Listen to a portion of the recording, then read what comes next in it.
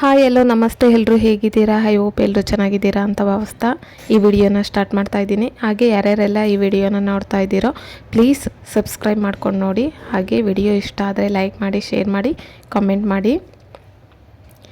ಮೊದಲಿಗೆ ನಾನಿಲ್ಲಿ ಯಾವ ಥರ ಮಾರ್ಕ್ ಮಾಡ್ಕೊಂಡಿದ್ದೀನಿ ಅಂತ ತೋರಿಸಿದ್ದೀನಿ.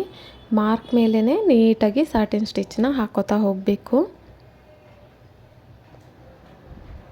ತುಂಬ ಸಿಂಪಲ್ ಡಿಸೈನ್ ಕೇಳಿದ್ದಾರೆ, ಸೊ ಹಾಗಾಗಿ ಸಿಂಪಲ್ ಡಿಸೈನ್ ಮಾಡ್ತಾ ಇದ್ದೀನಿ ನಾನು. ಹೆವಿ ವರ್ಕ್ ಇಲ್ಲ, ತುಂಬ ಸಿಂಪಲ್ಲಾಗಿದೆ.